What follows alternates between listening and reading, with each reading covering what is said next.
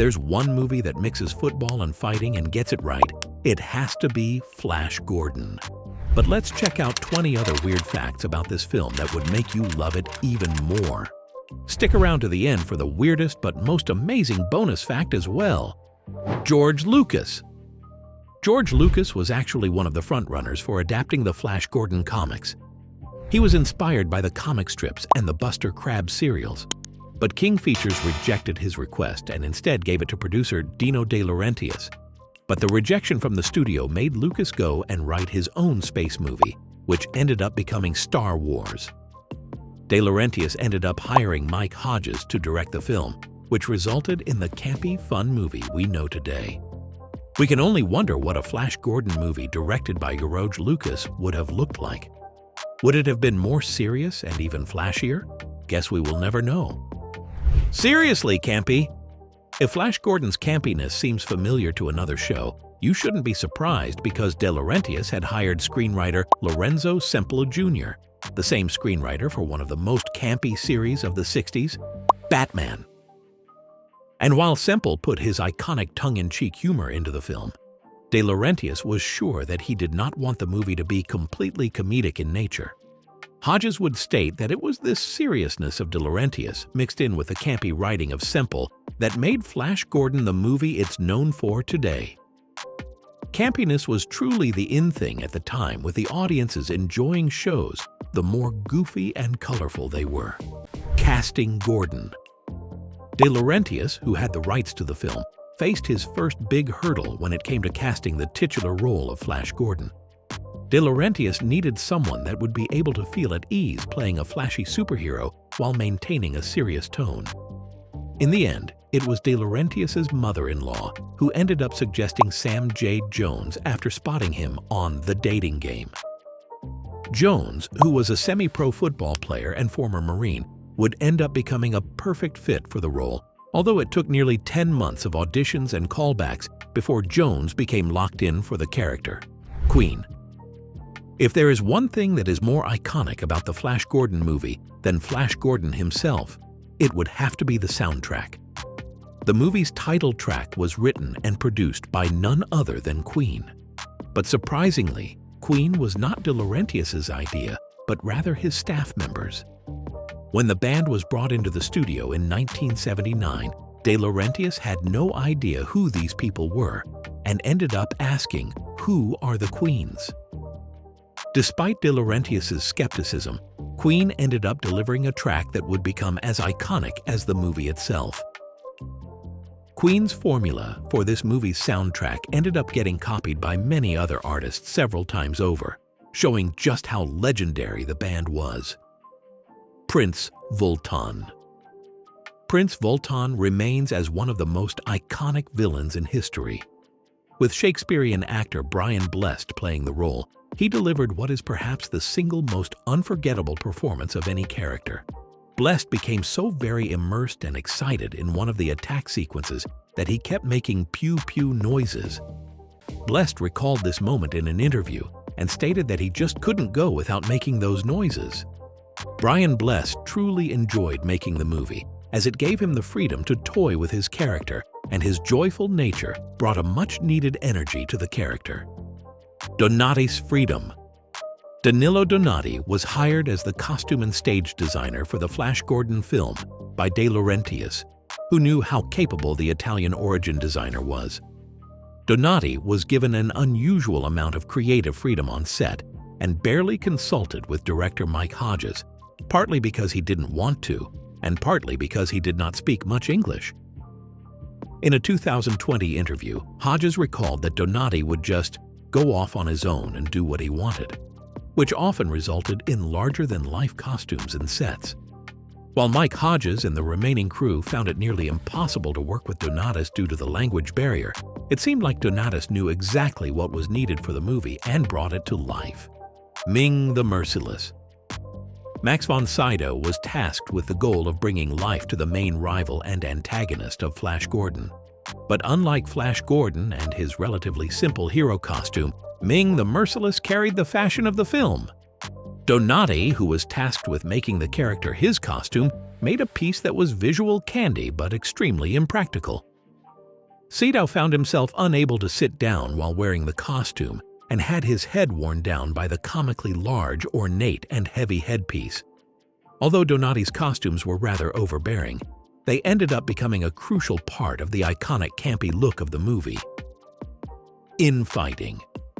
Sam J. Jones, the lead actor for the Flash Gordon movie, ended up having a falling out with producer Dino De Laurentiis over the terms of his contract. This eventually led to Jones refusing to come back for post-production needs like dubbing and reshoots. Hodges ended up having to hire a body double and another person to dub over Jones's lines.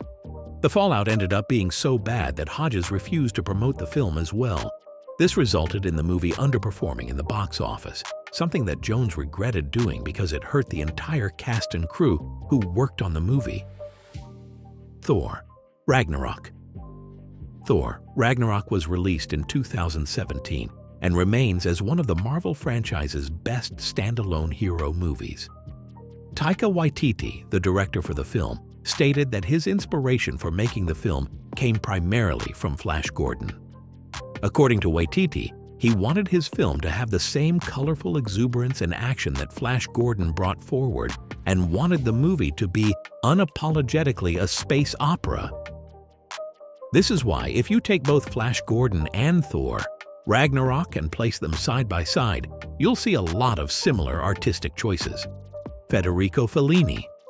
Federico Fellini remains as one of Italy's most iconic directors of all time, known for his surrealistic cinematography and fantastical editing. His films like A and La Dolce Vita are some great examples of Italian film, and it's his directive vision that often set him apart from other filmmakers of the time. Dino De Laurentiis originally envisioned Fellini taking the helm of the production, as some of Fellini's early art included sketches of Flash Gordon. Although Laurentiis' dream collaboration never bore fruit, he nonetheless named one of the characters in the film Fellini purely out of respect for the man. Laurentiis wanted people to know the indirect influence and sway the Italian director had on the Hollywood industry as a whole. Are you enjoying the video so far?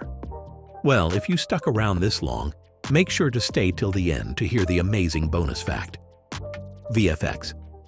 Although the VFX back then was nowhere close to what we have today, a great effort was undertaken to make the film as immersive and close to the source material as possible. And in pursuit of that, a massive blue screen measuring around 60 by 100 feet was set up and illuminated with over 1 million watts of light. Although dated by today's standards, VFX director Frank van der Veer developed a new compositing system that allowed the filmmakers to bring challenging shots like that of the flying Hawkman to life. It's one of the earliest examples of using a mix of camera tricks and computer graphics to create the effects that were needed. Psychedelic clouds. If you watch the movie, you probably noticed the stunning visuals each scene had.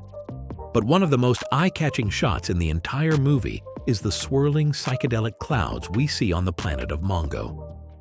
This effect was created by mixing dyes and chemicals inside water tanks and filming the reaction at high speeds, after which they slowed it down in post-production.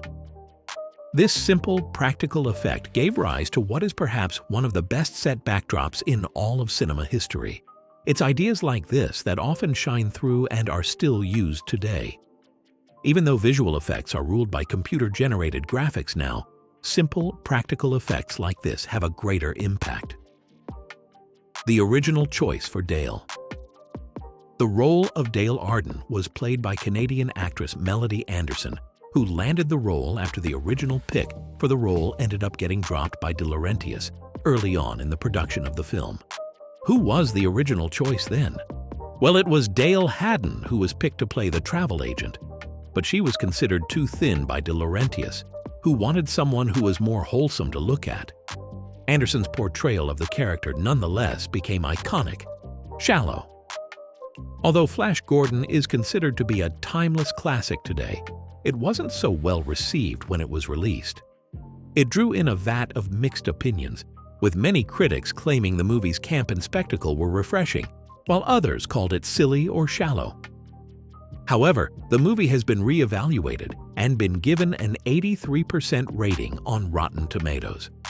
Both fans and critics of the movie consider the campy and artsy visuals of the movie as a forgotten aesthetic now. You have to remember that during the 70s and 80s, campiness, goofy acting, and bright colors were the trend. So if you don't enjoy it, just know that you would have if you were alive during that time. Box office. The film, although a visual roller coaster with bright colors and early attempts at VFX, ended up underperforming in the box office. It opened in the box office at $3.9 million and only went on to make $27 million domestically, which ended up barely covering the production costs of the film. The film noticeably did better in Europe and the United Kingdom, where the campy and more colorful visual aesthetic was more readily accepted. The film's poor domestic box office performance has often been linked to Sam Jones's reluctance to promote the film due to the contractual disputes that arose between him and De Laurentiis. Jones had often expressed his disappointment with his actions, as they had cost the cast and crew a large amount of money. Sequels. Sam J. Jones had confirmed at one point that he and other cast members like Brian Blessed had been signed on for multiple movies following up on Flash Gordon. But when Flash Gordon was finally released, it underperformed severely, especially in the domestic market. This was, of course, partly due to Sam J. Jones falling out with producer De Laurentiis. But imagine what we missed out on. It would have possibly been the first ever superhero cinematic universe experience, even before Marvel thought about such a thing. Sadly, we will have to leave it up to our imaginations to wonder what a Flash Gordon cinematic universe would have looked like. The Hawkman. If there is one aspect of this movie that is more memorable than Flash Gordon, it would have to be the Hawkman. The actors playing the roles of the Hawkman had to wear uncomfortable costumes that apparently did not allow them to sit down because of the way they were designed. They apparently had to lie flat on their stomach in between takes to rest. Imagine coming onto the set one random day and finding a bunch of people in bird costumes lying down on the ground. It would have been a funny sight for sure. Kurt Russell for Gordon. De Laurentiis apparently wanted Kurt Russell to play the role of Flash Gordon before Sam J. Jones came on. But when he approached the actor to offer him the role, Russell apparently turned it down because he believed his character was written in such a manner that he lacked personality. Imagine saying that about Flash Gordon, the superhero that fights villains using his football skills and athletic prowess doesn't have enough character. Thankfully, the role ended up going to Sam Jones, who, in addition to being well-built, also had a football career, which made him all the more suitable for the role. The first draft. Before Flash Gordon became the movie we know today, there was apparently a draft of the script before the final one that had no Kala, Clytus being a psychic, a Tiger Man aiding Flash, and Ming having a group of Amazon warriors, with all of this being topped off by a sword fight between Ming and Flash. Just imagine, we would have had a completely different movie instead of the one we have today. While it was fun to see Ming and Flash fight, one can only wonder how entertaining it would have been to see Flash and Ming duel it out in a sword fight. Rated 12A. Flash Gordon was recently reclassified by the BBFC in 2020 to 12A, a change that seems unnecessary but in reality was needed. Since the movie was created in the 70s, there exist several stereotypes in this film that just cannot be digested by today's audiences. And although the movie now comes with a note about these stereotypes, it still catches you off guard. The film usually shows a message now stating that this film was made at a different time when the perception of what was right or acceptable was very different compared to today. While some of these jokes are rather harmless, some are more questionable in nature by today's standards. Bonus fact: Royal Entertainment. It's been reported that surprisingly, Queen Elizabeth II and her family were great fans of the film and would usually watch it along with her grandchildren for the holidays. Brian Blessed claimed in a 2020 interview that the Queen herself once asked Gordon to repeat his famous line, "Gordon's alive?" from the film. And although we have no direct confirmation of this fact, it's still quite funny to imagine Queen Elizabeth and her grandchildren cheering as Prince Voltan finds out Gordon is alive. If you like this video, we think you will enjoy this one. Make sure to subscribe and hit that notification bell as well. Make sure to leave a comment as well, telling us which fact was your favorite.